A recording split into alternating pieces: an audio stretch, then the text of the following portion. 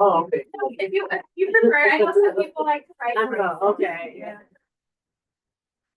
If you just, in that closet, there's more chairs if you need. Oh, thank you. Yeah.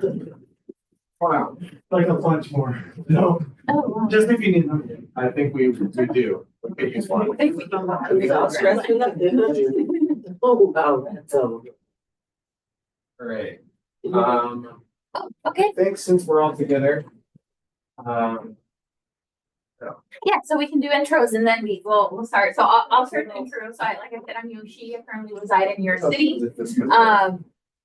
John, can you hear us? Please introduce yourself.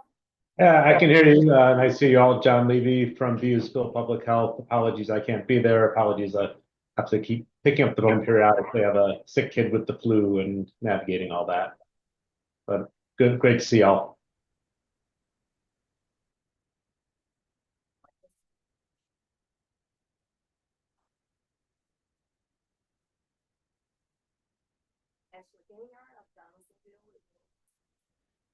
Barbara Major, anti-racist organizing trainer, New Orleans, Louisiana.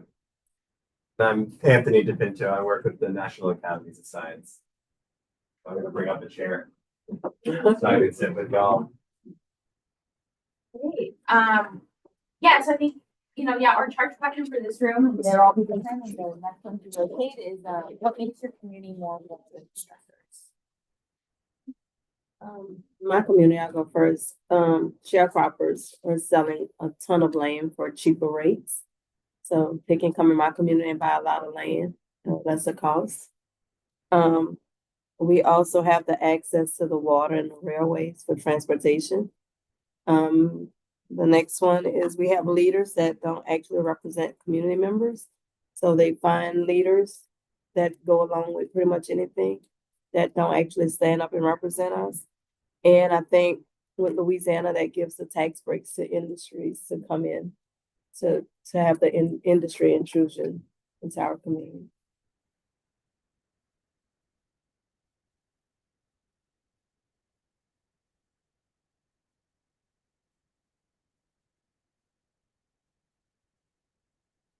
Don't feel pressured to jump right into it if you need to think on it a moment, But Lord, if I'm gonna have to go through all this, at some point today I will cry, but y'all just ignore me. It's just okay. What makes my community more vulnerable to stressors? We're low income, unemployed, marginally housed, unhoused. There's a lot of mental health issues.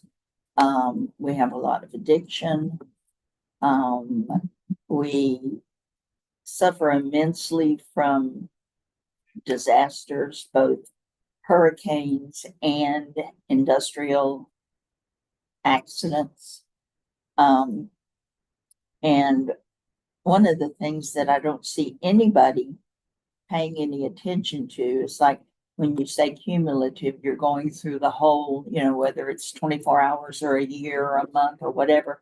But like last night, there was a PM10 spurt that went up to 271 on our air monitor, but nobody seems to be paying attention to the spurts in, the spikes in the toxins that affect us. And those have a big impact. And all the stuff you said. So yeah, I'll stop there. And basically, we're from the same community, so it's a combination of both. We have a very low, we come from very low income community as well. And I think that gives like the populations a leg up because they know that we are a lot of the residents there. They're willing to sell land because just trying to make some type of a profit, even though it's not a fair price. They're willing to just turn it over. So yeah, income low income areas, we definitely have this, and we come from an area that, which is a food density. Hmm. So,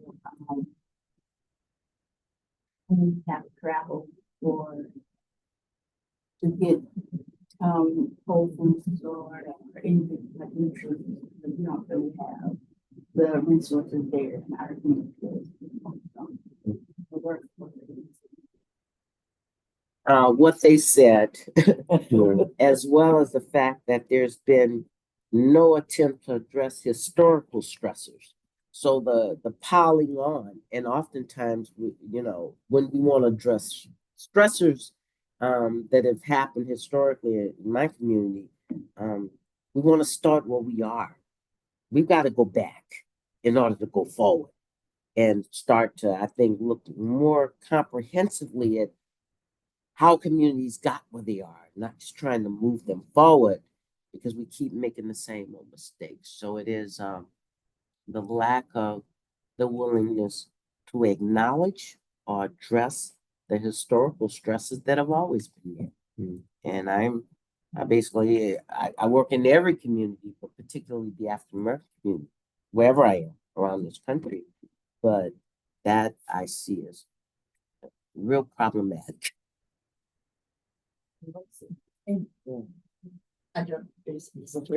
John. Well, yeah, John is a committee member like Yoshi here. Okay. I guess we're here to, hear y'all. So But one thing I want to say is that, you know, Sulphur was started as a company town. And we don't pay, when you were saying we need to go back, we don't pay a lot of attention to that. I mean, I'm from originally the coal mines of West Virginia. So, my family lived in a company town and eventually bought. But that's the same thing that happened in Sulphur. When the sulfur mines were developed, there was a Hispanic community mostly that was used to mine the sulfur, and they had their own school and their company town, and that's how sulfur started. So we don't have a large African American population. We don't have a large Hispanic population. We have a lot of Trump flags and Confederate flags, which is terrifying. So there's this confluence in our area of the influence of industry, and industry in our area has taken the tobacco playbook, and they hired a physician and this is all documented. They hired a physician to say that the high rate of cancer in our area is because we're all fat and we smoke. And it's like statistically, and I don't like statistics, but statistically, if you balance for all that, the pollution is the overriding factor in our area. And Cancer Alley gets a whole lot of attention, but Calcasieu Parish is a big red dot with a huge, the type of industries that go down the river parishes are all in Calcasieu Parish. There are like 12 or 15 petrochem fossil fuel plants within 5 miles of my house. So it's, each community has the same sort of problems, but everyone is individual and different and unique. And it's really difficult to conglomerate it all and say, this is what you need to do, United States. This is the path, you need to focus on the local and the communities to be able to effectively combat the influence or the effects that climate change is going to have on us. Yeah, and in the Central Parish, I think right now we're pretty much targeted because there's a lot of land open to the levee. I think I want someone just to sit back and just think of the whole picture. Our population is not that big. And we already have 33 major industries that's there already. Then they have like over 10 more that's planned to come in 2025. It's like my fear of being asked to leave, you know. And I did an interview in the news from Channel 21, and I think I walked away from that a little bitter because I mean I kept got asking, well, why would you stay? Well, both of my parents are still alive. And the land that we're trying to actually get to prevent the carbon capture project from going into Brule McCall, that's the land that my great grandfather from Haiti came as a free man on. And I feel keeping that land in our family, it prevents them from crossing the track and going to some more attractive land. So when I'm asked the question of why do we remain, it's not a simple fix to pick up and go. I just want someone to take into consideration when I've traveled to New York, Washington, and I've seen the plans when they present in the areas that they want to come in. And they show an area of pretty green grass, and there's no human life that's close to them where they're setting up. When in actuality, I think everybody know from the head to the bottom part of the municipality that there's humans there. And when we take on this fight, like myself, my husband's worked in industry for over 20 years. My son, born with an undeveloped lung, couldn't even take recess because in Donaldsonville, CF is like less than 2 miles away from the primary school.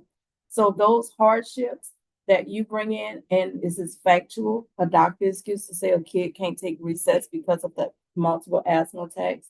And then when you have political leaders that don't hear you, because I don't know if they getting paid or what was in it for them to bring in more industries. Like how many more can you put on top of us without depleting us?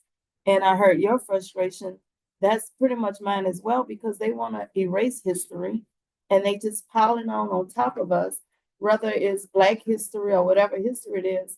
Some of this land should not have industry built on it because you know what got left on plantation land. You know who's there. So I think it's not by chance that it happens that way. I am familiar with Cameron. I do come out there and do a lot of work with the LNG products that's actually about to come into Donaldsonville with a project called Ascension Clean Energy. So how do you get your community to hear you? Because I'm getting phone calls like, why are you against Ascension Clean Energy? Because it's a cute way of saying you're about to run methane gas through my community. You know, there's no fancy way of blue ammonia and the clean energy. There's no pretty way for me to say, you know, y'all not really being transparent to the community. So it's hard for a community leader like myself. You just keep fighting these big giants. And it, like you say, you want to cry. It does get depressing because you go to bed at night, you say, I'm gonna wake up and I'm gonna do this again tomorrow. And even like with speaking to y'all, I don't know your experience or yours, the experience that we're having, we don't get funding on the ground as the grassroots communities that's on the ground fighting. We have to go through another larger group, a white group, or someone that already had money, and you get handouts, like you get a pass-through grant. So I think in some ways we have to address how do we help the community members on the ground? How do you put these things on the ground for us to have in our community so we can stop going sit to the table? I still like we still in that slave mentality of begging for funding to come back into our communities. I think if we understood the whole process of 501c3s from on the front end and when it came about, that the intentionality for me, when I look at it historically, is to manipulate the movement. See, I find it interesting that when changes happen in this country, it's come through community organizing. But that's not what's funded. What they fund are services. You know, I'll fund you if you're hungry, but I'm not going to fund you to go out there and organize and raise the questions. Why am I hungry? Why is this happening? And historically, we've been put oftentimes in what I call we're held economic hostage, whether it's a plan or a prison. You know, they want to put them near in our community because our folk going, we need the jobs, Barbara. I said, babe, I understand. But when we don't educate, see, the organizing for me is community education. Yeah. And we don't educate. A few of us out there fighting, trying our best, But for me, and that's why I call out these foundations. Why you not funding what really has caused change in this country? Now, I'm not saying go get rid of your 501c3, blah, blah, blah. What little bitty money you get, you try and keep it. But why is there no investment in community organizing in this country? Just one of them questions to make you go, See, that to me is intentional. And whether it's intentional based on, somebody with a mean spirit, no, but it's intentional because that's how we've been socialized to think about.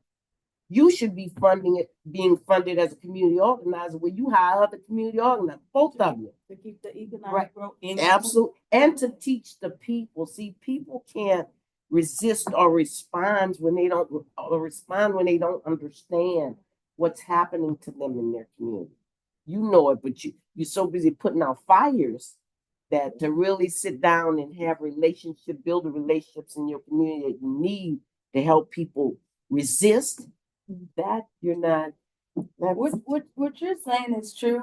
I've come out of government. My job before I really got into doing this, I was did grant management over a decade with Ascension Parish. One thing I realized, every grant we wrote, it used the demographic of West Ascension where I live. Okay. And the funds, when you get it, it goes into East Ascension and they constantly building up. So I started community government. We starting to get into community government and teach education. How do we speak up and be heard at these meetings? Learn the rules. My thing is that I know I'm about to like really get slammed for is exposing the truth about they will not develop your community if that's the demographics they need to get funding. So in Donaldsonville, you can feel a little hopeless because why would they develop Donaldsonville when every grant we're writing is based off the demographics of Donaldsonville? So we're going to expand East Ascension, but what people don't realize, they're not going to expand you because they need you for federal funding. And I've seen it firsthand. I was working a grant one time and I knew the school codes by heart. And I go, hey, I think you messed up because this is Donaldsonville High Code. And they go, no, we use that code all the time. So what do you do in a community where it's from the head and to educate from the bottom up? It's like you like the monster because you but to rub Mr. So-and-so wrong who give this one a break at the store and they can borrow. They still stuck in that age where those are good people. Like CF Industries, Power Hurricane, they gave ice to the community. And they're plastered all over on pictures. My small organization that don't have a lot of funding, we fed hot meals. Fed over 1,000 people a day. That was Red Cross showed up after the lights was on. We provided the water. We had pallets of water, and we didn't just give to Donaldsonville. We were stretching it to the unincorporated areas that they forget about. So, like she said, the funding don't come to us. We have to, like, I would go to someone else with a lot of money and say, hey, sponsor this for me, sponsor the water for me. So that begging system is still there. And that's where the frustration come in. I've been in your neck of the woods and we've done a lot of work there. I've worked with the shrimpers there. Louisiana is known for seafood. We can't trust the seafood anymore. Nope. Like they're backwashing everything into our water. Seafood is not safe to eat anymore. There goes my gumbo. I get it. Purple shrimp. Oh my God. It's like they are, I put in an application for the community change grant for the EPA. You're supposed to talk to all your government officials that are, and so I was working with Loyola Law School and so I let them lead the conversation because our local Sulphur government does not like me. And so I was there, sitting in, but Dr. Jolerman was the one who was doing all the talking. And so the mayor said, why are you choosing that area? It's like, dude, you know why we're choosing it? Because it's the most distressed, vulnerable, low income, and so it's like, and I never thought about it the way you just put it because I've not been on that side. But I bet you they use our area to They get all will not kinds of funding, develop. and they didn't want to see it. They will not. Unless like the chance I'm about to start taking, like just calling out a few people that you know are behind the scene. And in our area, which is predominantly Black, they target each other. And I constantly keep telling them the people y'all letting sleeping good at night, they're sitting back laughing. And you can't be ignorant, hooping and how you have to come up with a plan, educate yourself. And I think, like you said, the education part before you start the fighting part, fighting before education is backwards. The education part gotta come first, but how do you get that into the community? You have to have the funding, the places. And I deal with kids, like right now I have a group that's in New York and they're actually presenting on the plastic production. And I have one chaperone that's with her and they're at all on how all these other places, they find a way to preserve their communities. They're not doing that at home for us because they don't want to. Matter of fact, they're trying to rezone my whole area for industrial. Yeah. So I from being on the other side, I just don't think there is a plan to develop our community. And I like to say what my grandmother used to say, there's no welfare system to bail us out. This is work we have to do on our own. Like you're gonna have to stand up and call these big giants out and say, hey, I know why we're being sold out. Y'all need the demographics to keep bettering the part of town that's already good. Yeah. I've done some work out here and there's a lot of funding that goes into certain areas. But if that funding, from my experience with grants, if it's set for a year, they can disperse that money anywhere they want within the parishes. And if you don't follow the money to know when that grant got approved, when is the deadline to spend in an area, you lose that. But that's a lot of work to do because you're following every grant your municipality get to say you use Donaldsonville to get that grant. How are you planning on spending it? Y'all got 6 months to disperse it, or it's gonna go into East Ascension. That takes a crew all by itself just to follow the money. One of the things that's happened in our area is that actually my dad, so he was a chemical engineer for Olin, and he worked on the Willow Springs problem. And what they did was the industry brought in basically spies and brought them into the environmental groups and then split us up on racial. Yes. And so right now what we're doing is that we've got the folks from North Lake Charles, which is predominantly African American, and us in Sulphur, and we're working together, and we're not going to let them split us up this time because together we can have an impact. Absolutely. But not. I didn't want to interrupt. It's a great discussion. I think we're moving around now. Okay. You got the As a hardest group, job so you're all. I know. You get to throw us out. Okay. It's not kicking out. It is moving along. Okay. I'm sure this discussion is gonna be relevant in the next room as well. Where do we go? I'll you show us? I'll show you. I think this If group, y'all Case have that to group go started back to to get together Yeah. so that I can- I think we'll be going back to the main And room. where do you From get here. where they from? Yeah, Get right to the main grants. Oh, you are? I have been just luckier than shit. And John will be right back with you. And that's what we. We'll get moving again. Is someone sitting here already? No. Hey. Oh, that was your bag. Right over here. I just put it on the side over here. I don't want to put it on the floor. That's it. Red. Across the hall there. All right. Wonderful. We're doing introductions again, right? Sure. I mean, Or want to get, I don't know what the. y'all have met each other. Yeah, I'm Anthony. I work with the National Academies. Yoshi, and then we have one online community member. Hi folks, John Levy, BU School of Public Health. Nice to meet you. Sorry to not be there in person. Okay, so our charge question for this group is what makes your community more vulnerable to stressors? Was that the same one as last year? Yeah. No. No, it was like, what are the upcoming stressors? But I think we ended up, yeah. Yeah. So I'll give you a Yeah, couple. no, repetitive trauma. That was where we ended at. Oh, you. Yeah, that's why it was funny that we came over Yeah. here. I Yeah, see. yeah. It's repetitive trauma due to those low impact disasters. And then coming here today, realizing, the cumulative effects. You know, I had not even thought about what the cumulative effects are on communities other than what we're experiencing at that moment. And how do we recover from that? But what's the long term?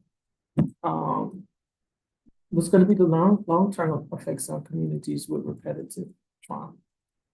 And then really the lack of remediation, honestly, like for the Gertown community, we experienced the Hayward chemical spill almost over 20 years ago. And we still have the EPA coming out to report that they need to go in the ground because there is something there. And I think the last one was probably like 3 or 4 years ago, and I can only imagine now what's happening. We try to keep up, but again, we're a small organization, trying to keep up with that. I mean, coming to New Orleans and asking about the entire state of Louisiana, just there's so much more to Louisiana than New Orleans. I think I've submitted comments on wetlands impacts, and I am a New Orleanian, so I'm here.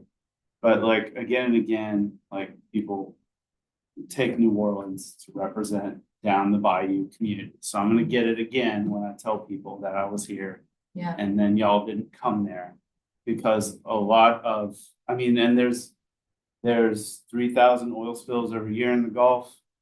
There's like 5 or 6 major oil spills in Blackman's Parish every month. People who are down there are going to continue to be there because the food is there. And some people are Native American and it's sacred ground. So they're going to be there. But the continually having a lot of these meetings where we don't include them is stressful to me. But I know it's stressful to them. And so I submitted a written comment about wetlands and real estate, which I think applies to Louisiana as a whole. Because if you look at, when EPA really has not looked at cumulative impacts to wetlands of all kinds of industrial developments, it's scared of the Army Corps, I don't know. But on the river, it's river parishes, communities being, their wetlands, their flood protection being eliminated by industrial plants. And it's like that in Plaquemines Parish as well. We have thousands and thousands of acres of restoration plans and no funding. So we really need EPA to not cower before the Army Corps of Engineers, assess the cumulative impacts to wetlands from these. By the way, all this stuff leaks methane. If you care about climate, a lot of the climate changing is coming from industrial plants being placed in these wetlands, and then the wetlands not being mitigated under the Clean Water Act. So I think in my written comments, I did submit, a petition that several of the Native American tribes submitted to the UN on what the United States should do. There's 13 points. A lot of it has to do with this, that the EPA allows oil and gas to take their wetlands without any consultation with them. Again, I can't represent Native Americans, but I really pray that you guys read that petition that our Native American tribe sent to the UN, that they are being forcibly displaced by the inaction of the United States government. Because I don't know, because if I was here and I didn't say that, I know if I went back there, it'd be. Scott, can you send it to me? Yes, ma'am. I got you. So that forced displacement piece, it's a hard thing to hear sometimes, but it is how people are feeling. That they're trying to build an LNG plant down in Plaquemines. There's not enough water to mix concrete, and the plant is taking all of the drinking water, so people can't shower. And on top of that, you build in the fact that their drinking water intakes are full of salt. Yeah, it's because of sea level rise, but the Army Corps said in their 2020 EIS, when we deepen the shipping channel so we can export grain out of the United States, it's gonna make the saltwater problem worse. Yeah. So I mean, okay, yeah, it was climate, and this is, you know, being a climate activist. When, but you had the Army Corps in an EIS saying that they would increase saltwater going into those lower Plaquemines intakes. Full stop. And those people just don't make the cost benefit, right? And that, then, I mean, it's just, there's a lot of despair. So there's just there's a lot of despair. And like calling people to try to come to this meeting, like, please come to this meeting.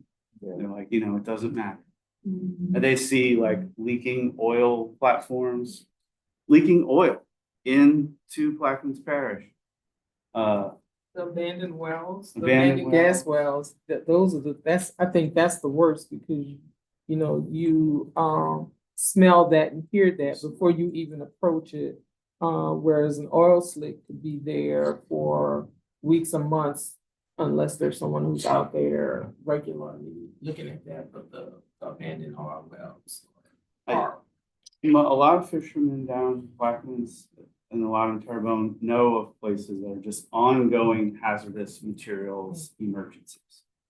It's a well, it's busted, no one's maintained it in 30 years. It's hissing. I can take a explosive gas meter and get a reading. But then because it's Louisiana, it goes through the Louisiana state agencies to do enforcement. And EPA doesn't come down to Plaquemines. I think there was a fire on the coal terminal in an African-American town of Phoenix. And it's just very far to travel on the one hand, but you know, there's a big fire, like a, you know, pillar of smoke going into the air. And they didn't even call state hazardous materials response. The Belle Chase Fire Department it didn't even get to Baton Rouge. So, you know, we requested that EPA do some air monitoring. This is a big heart attack risk to have a big coal fire come up off the coal loader into an environmental justice community. But, you know, I was told that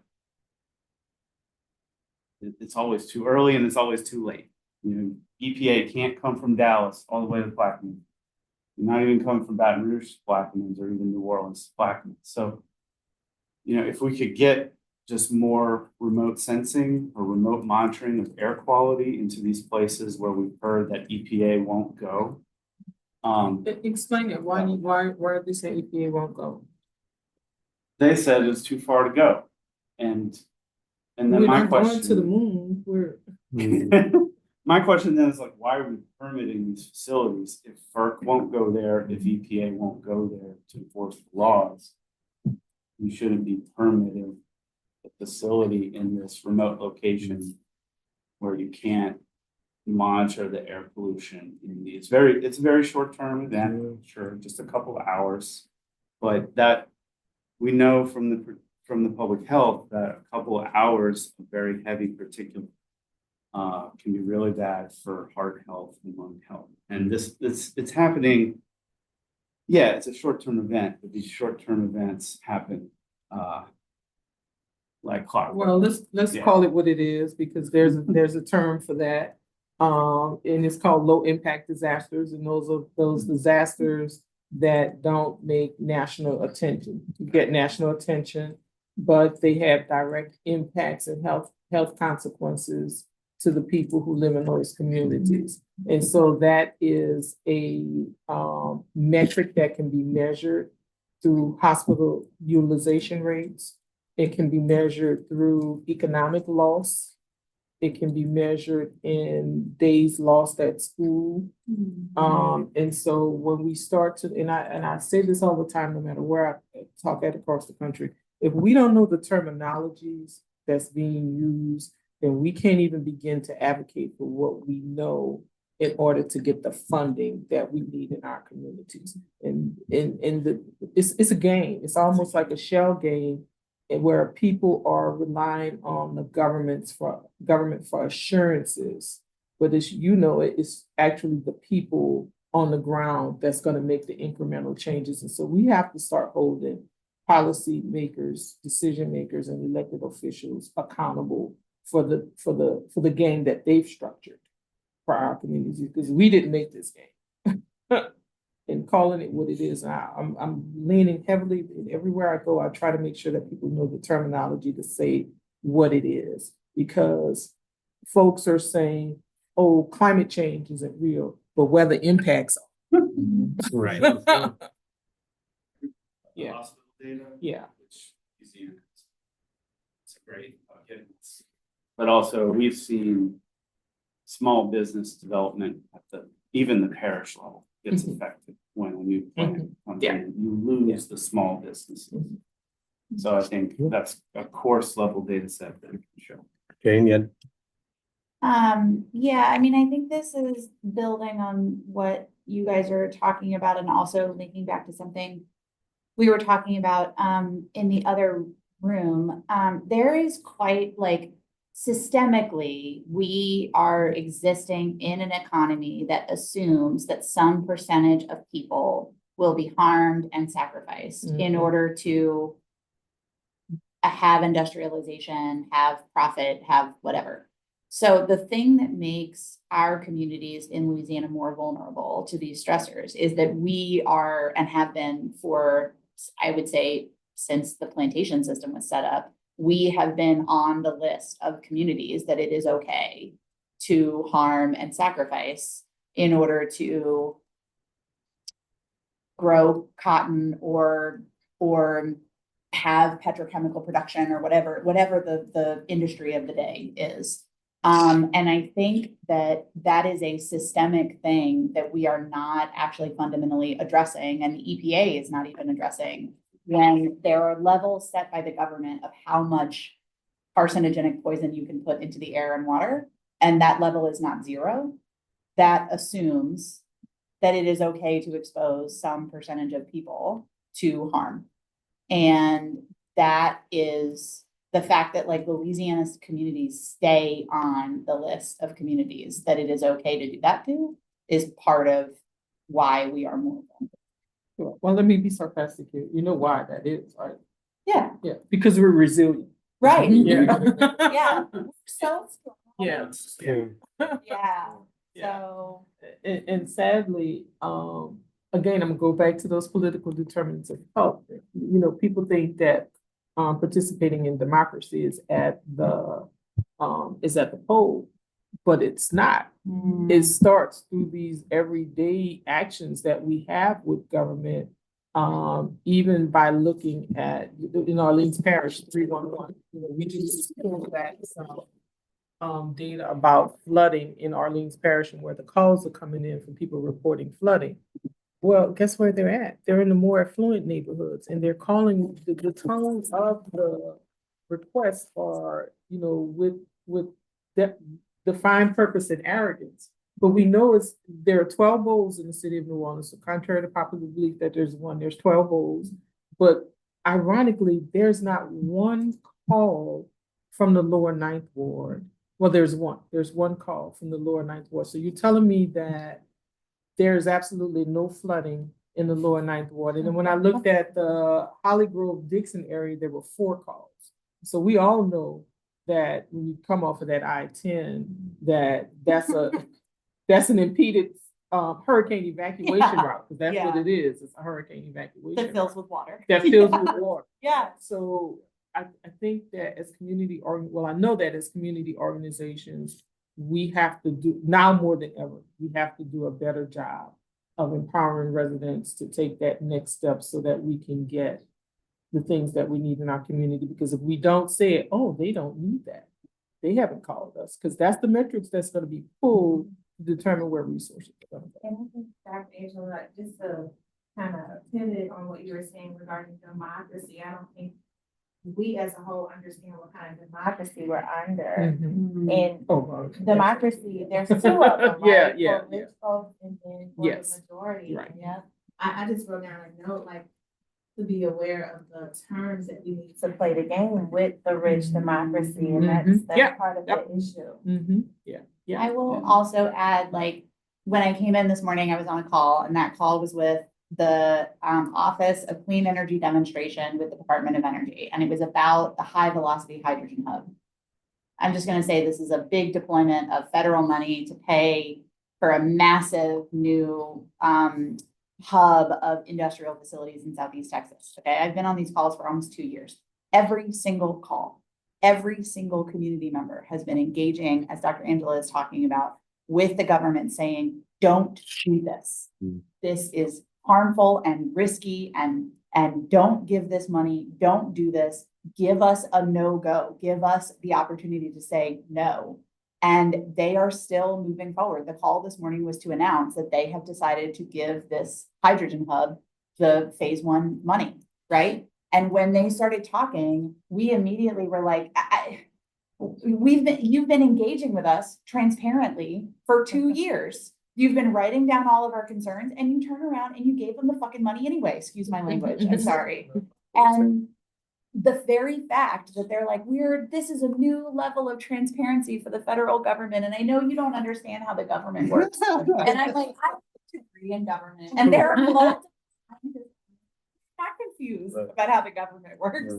And so I think in addition to the democratic engagement, we also have to be, the government has to be responsive. Like yes, we have to hold them accountable. And right now, the government is actually, I think, such a significantly large entity that the corporations know how to play the game with, that it doesn't matter how much we engage with the government. They're going to keep doing whatever they want to do. Here's one thing I'm going to give a caveat to. Yeah. So, the way to play this game, the way corporate people are doing, and it's through the phone calls to congressional delegation and state legislators, because I know at the congressional level by law, they have to document that. If you're in the Washington DC area, make an appointment to see your congressional leader. And then third, go in with a group with a strategy to those people that sit on those committees in Washington, not in their local offices, in the Washington office.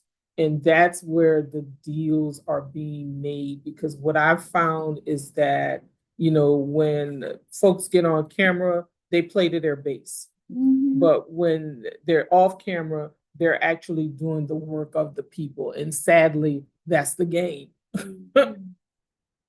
Unfortunately, so many of the politicos are actually so bought in on these hydrogen hubs that it's like talking to a wall. Because that's the game, because they've gone there and sold that to them.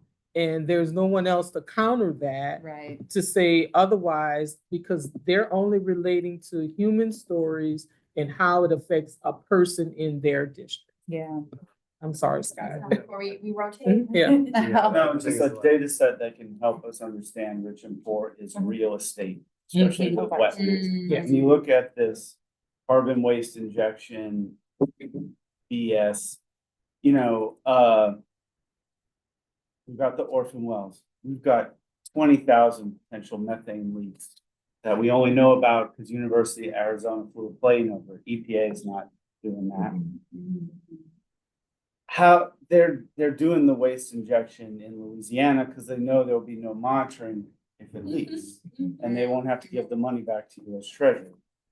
Who's applying? It's the big landowners and Great Stream. So there's the publication and proceedings 2020 that I did forward on. That real estate data set is pretty important. And in Louisiana, we have a lot of very cheap real estate, wetlands real estate, next to industrial real estate. And that boundary, that's your profit right there. Like it's like a profit waterfall for these companies, these landowners. ExxonMobil owns a lot of land over Louisiana too, right?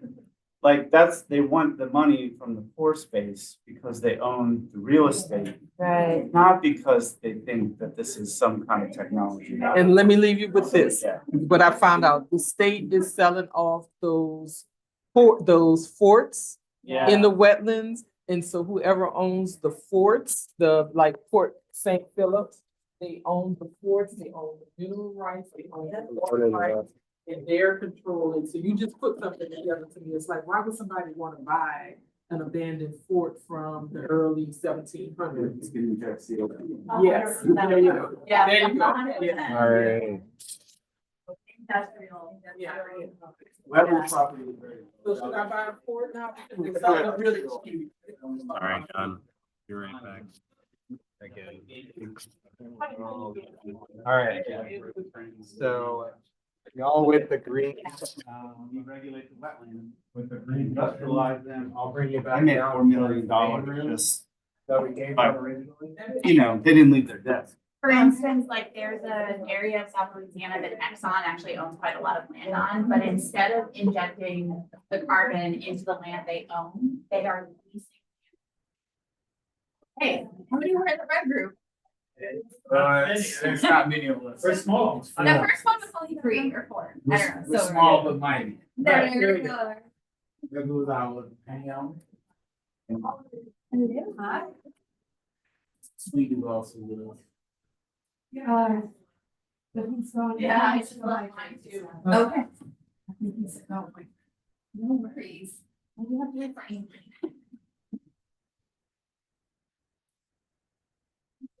This is actually not. They're mint, but they're more on the sweet side. Yeah. Well, yeah, you don't wanna. It's like the orange juice after you start to eat. Oh,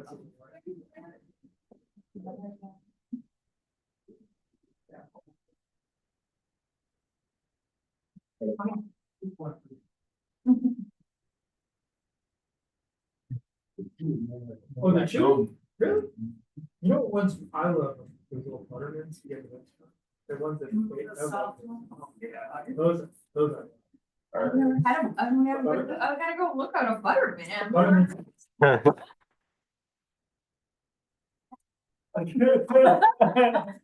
Sorry, y'all. No. Okay. Well, so last section before we break for lunch. Yeah, I right? think this is the last one before lunch. Were we waiting for anyone in another? They're gonna show up in a bit because I think they want to go around water and stuff. Okay, yeah, no, I mean, we also have some in the room here. I don't think I In every room. really. know that, so. That's fine. So our charge question is, what makes your community more vulnerable to stressors? But, you know, probably as it is the third and final question before you go to lunch, I'm sure a lot of from combos 1 and 2, to really, you know, again, keeping this one in mind, but, or if you were having like a conversation that you sort of got cut off in and want to keep continuing that. So you've already heard all the other groups, right? The first 2, yeah. Yeah. Could you give us a synopsis of what you've heard so far? Yeah.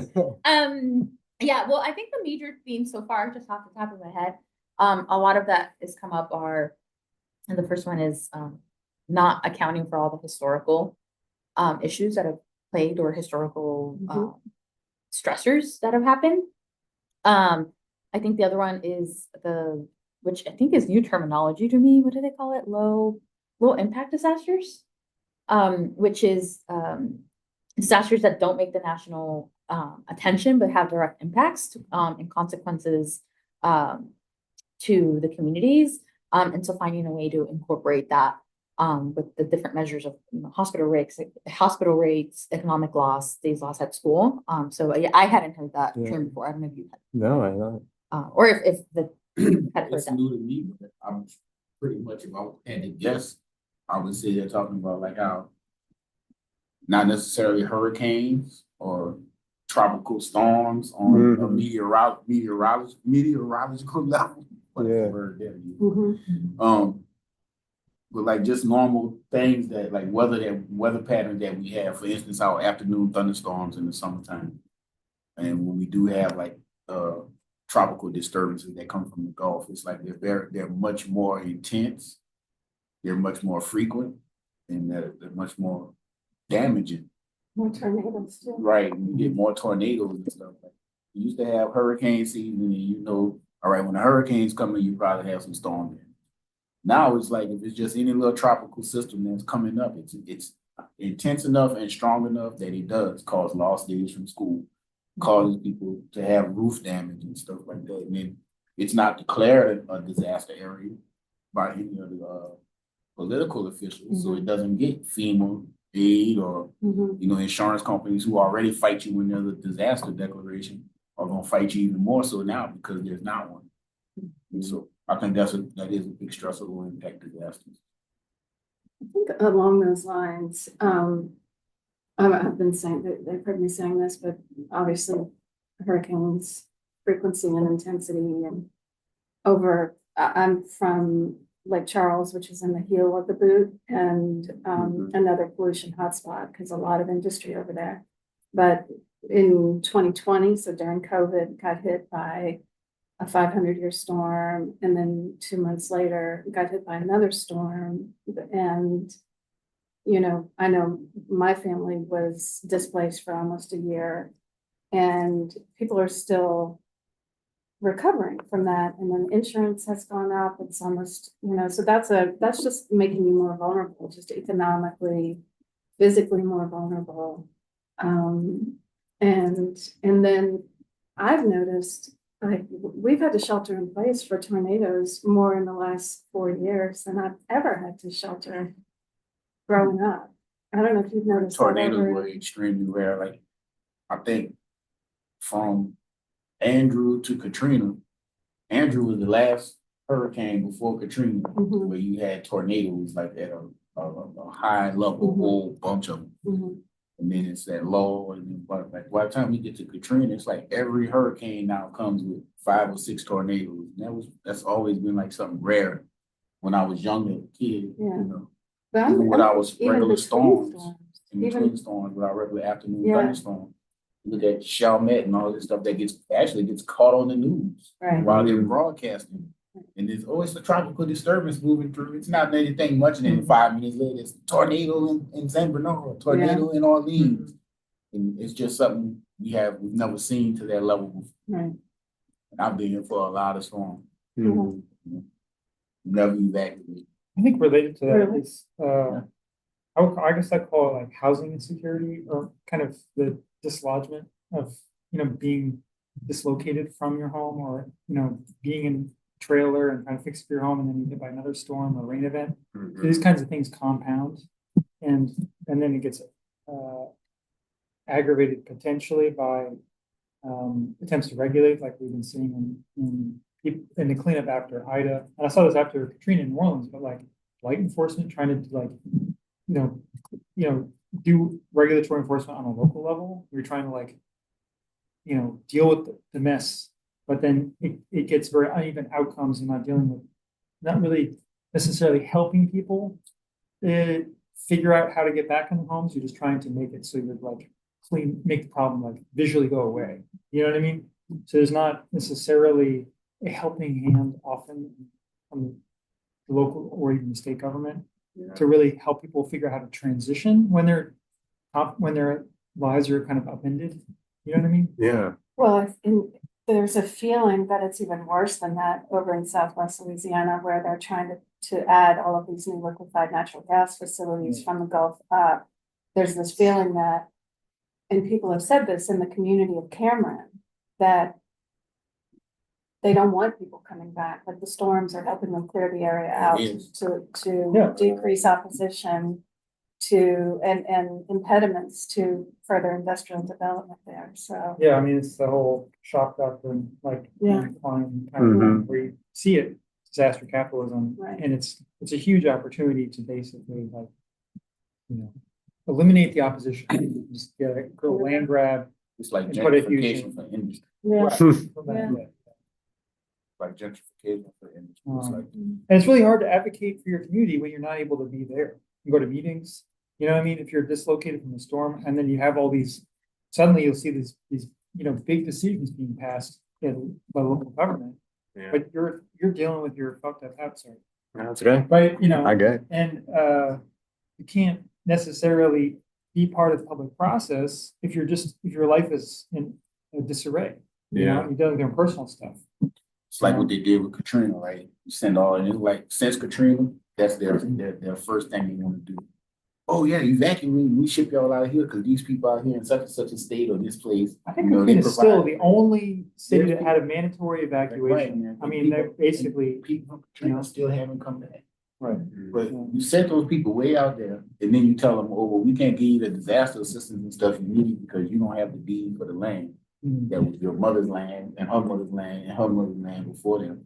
You know, it's known that your family's been here for generations, but you don't qualify for the money. That is You don't have actually the a proper whole paperwork. kind of nerdy separate issue, but like title issues with property make people that lives are thrown into disarray. This is like a Louisiana specific thing because of complexity of like the Napoleonic code and titles.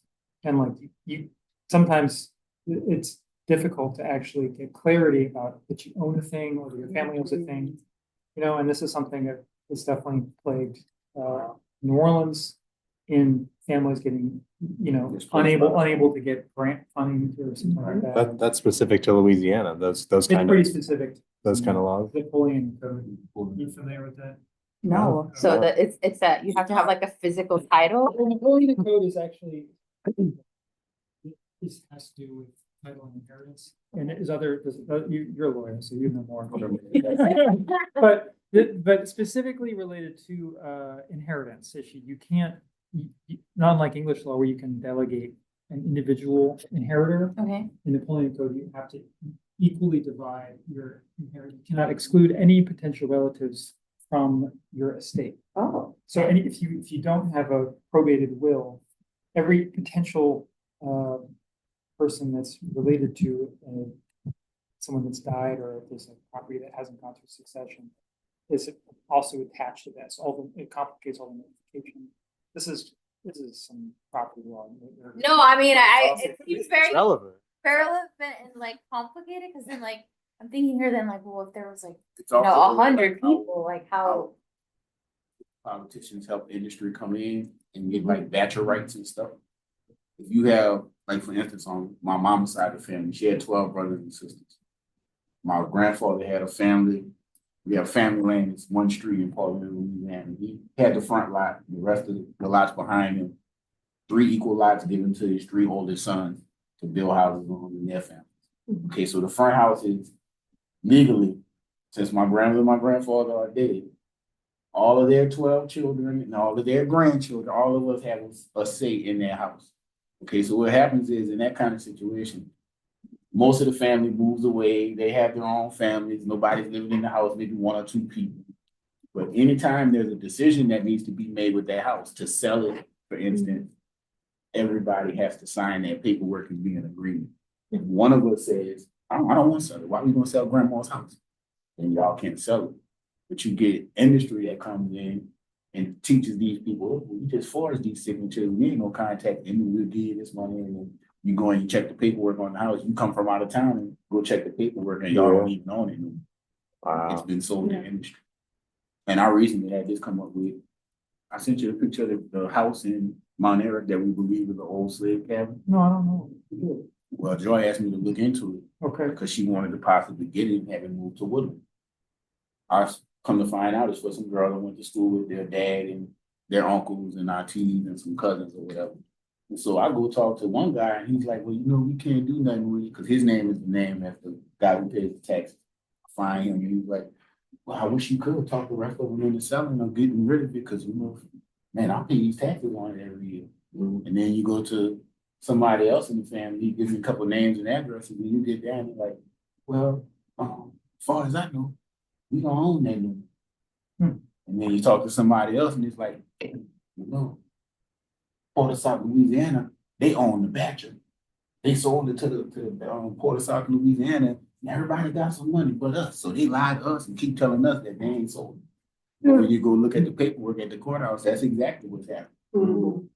They still own the house and the land on the land side of the levee, But the Batcher rights on the river side of the levee or the South Louisiana. Batcher, Batture is the land along the river. On the- Oh, okay, so on on the water closer side of the side lake. after the levee, okay. If you're gonna bring industry, It's really you valuable. need Batcher to be able to have places like the dock boats and build a pier and stuff like that. That's